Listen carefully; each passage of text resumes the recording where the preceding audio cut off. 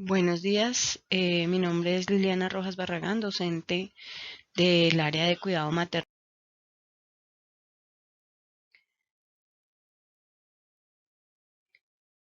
Para la séptima Jornada Internacional de Seguridad del Paciente, Talento Humano en Salud, Protección, Apoyo a Segundas Víctimas y Colaboración Interprofesional. El título de esta experiencia lleva por nombre Narrativa Sociohistórica de la Humanización en Salud, la humanización como base de la seguridad del paciente. Mi nombre, Liliana Rojas Barragán, magistra en Salud Sexual y Reproductiva de la institución Fundación Universitaria del Área Andina. ¿Cuál fue el objetivo general de este póster o de este trabajo? Era describir los principales hechos históricos relacionados con la humanización y la deshumanización en los servicios de salud.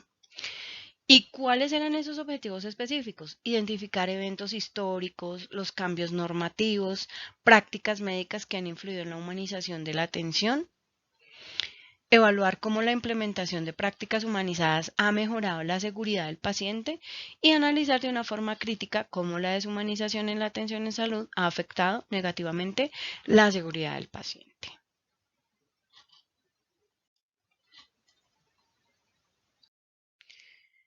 ¿Qué metodología se utilizó para este trabajo? Pues se realiza una búsqueda bibliográfica preliminar en diferentes bases de datos, utilizando combinaciones de términos claves como humanización de los servicios de salud, historia de la humanización en salud, evolución de la atención sanitaria humanizada. Se refinan algunos resultados mediante filtros de fecha, tipos de documento y relevancia, pues con el fin de establecer la línea de tiempo. Se verifica la precisión y coherencia de los eventos y fechas en la línea de tiempo. ¿Qué resultados obtuvimos en esta revisión bibliográfica? Primero, pues la atención en salud ha evolucionado significativamente, eso es una cosa a mencionar a lo largo de la historia y se han reflejado cambios en el conocimiento médico, en las prácticas sociales, en los valores culturales.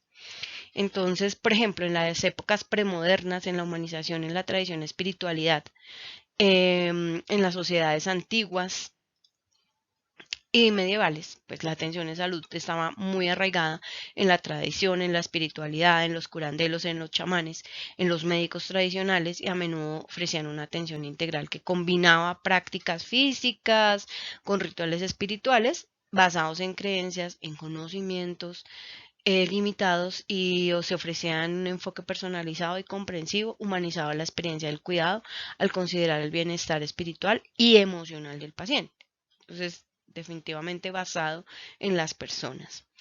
Luego aparece la revolución científica, el auge del racionalismo en el, pues, y empezamos a presentar una deshumanización en el proceso.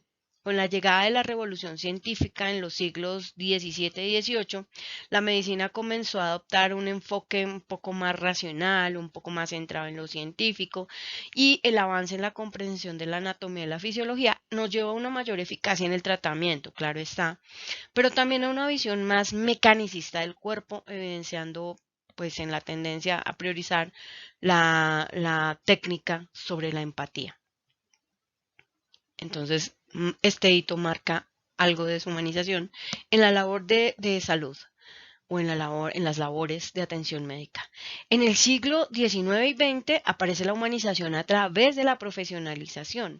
En el siglo XIX, pues eso trajo con nosotros la profesionalización de la medicina y la formación estructurada de los médicos. Durante este periodo, pues hay un esfuerzo consciente para mejorar las condiciones de atención y para implementar prácticas más centradas en el paciente. La introducción de prácticas como la higiene, la anestesia, pues también crearon barreras entre los pacientes y sus proveedores de atención. A finales del siglo XX, aproximadamente principios del siglo XXI, aparecen unos movimientos de humanización a través del siglo XX y principios del siglo XXI. Surgen pues movimientos importantes en la humanización, el concepto de una medicina centrada en el paciente, promueve una atención que valora no solo la enfermedad, sino también las experiencias y las necesidades que tienen esas personas. La inclusión de modelos como el de la atención integral y la comunicación empática ayuda a restaurar la conexión humana de práctica médica con las personas. A pesar del progreso tecnológico que pues, conlleva que pensamos lleve un trato un poco más personalizado y respetuoso. Desafíos contemporáneos, deshumanización en la era digital, esos son unos de nuestros retos. En la era digital, la tecnología nos va ofreciendo herramientas que para el diagnóstico y el tratamiento, pero que nos permiten y nos podrían hacer caer en una deshumanización.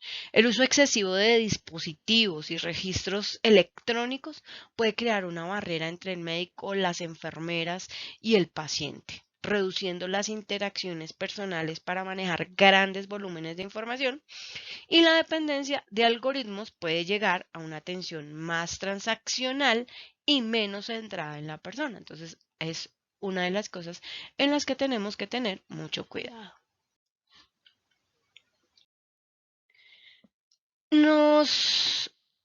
Después de ese trabajo empezamos a mostrar ciertas conclusiones o a evidenciar ciertas conclusiones, y es que se reconoce mediante esta línea de tiempo cuáles son los momentos históricos que marcan procesos de deshumanización en los servicios, dejando de lado la dignidad de las personas en aras del bien científico o económico. Muy importante para nosotros para que no marque o para que entendamos que en procesos de tecnificación o en procesos de inteligencias artificiales, en procesos mucho más mecanicistas, podríamos tener problemas con la humanización del servicio. Otra de las conclusiones que obtenemos es que, por otra parte, conocer la historia nos va a permitir una adecuada evolución de la humanización de los servicios de salud y nos evita incurrir en hechos que puedan ir en detrimento de la dignidad de la persona, por ende de su seguridad. Adicional a lo anterior, también es importante que entiendan que los avances tecnológicos, si bien aportan a la seguridad del paciente, también podrían ocasionar una atención sin calidez que va en contra de la prestación del servicio centrado en el ser humano, que es un ser humano holístico.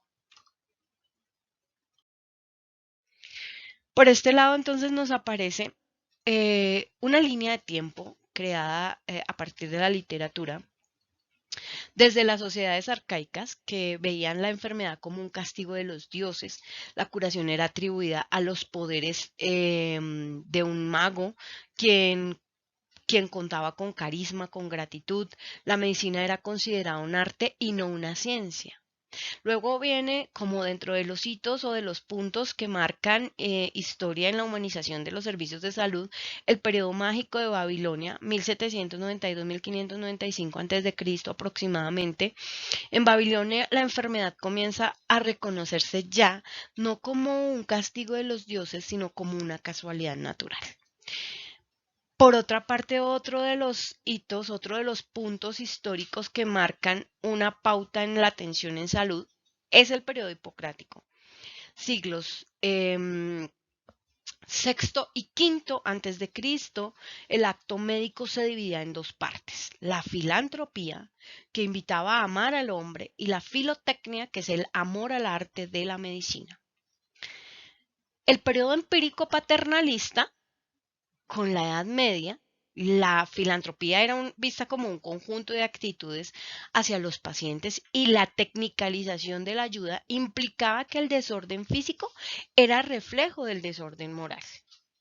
Por otra parte, en el periodo científico positivista, en la Edad Media, en el siglo XVIII aproximadamente, con la desocialización del cuerpo se realiza una de las primeras autopsias en 1316, marcando el inicio de la crueldad y de la frialdad en la medicina. Los logros técnicos producen cierta deshumanización y los enfermos son alejados de la sociedad, lo que marca un punto de deshumanización.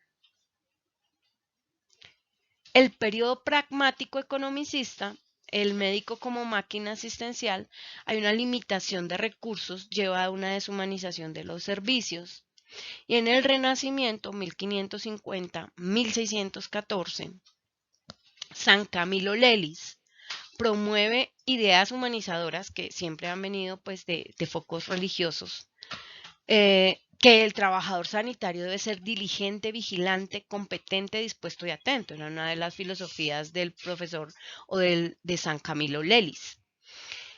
Ya en 1800 aparece el escodismo. Joseph Escoda, que se centraba en el diagnóstico sin importar el destino del paciente. Es decir, diagnostiquemos sin tener en cuenta los sentimientos del paciente o las ideas del paciente o la persona que se encuentra enferma.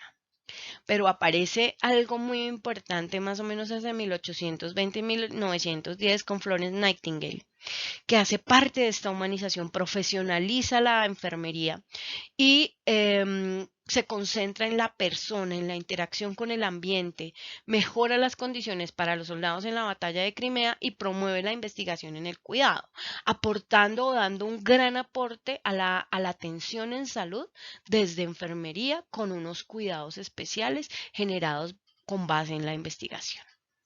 Y otra parte importante, ya hacia final, ya un poco más moderno, Virginia Henderson, 1897-1996, nos hace la postulación de las necesidades básicas del individuo, basándonos en esa persona que tiene unas necesidades. Y pues a medida que ha pasado el tiempo nos hemos centrado en esta humanización, pero es importante tener en cuenta que la digitalización, la tecnicalización, el uso de dispositivos podría hacernos caer en esa deshumanización y esto por ende va a tener un problema en la seguridad del paciente. A continuación les presento unas referencias de las que se tomaron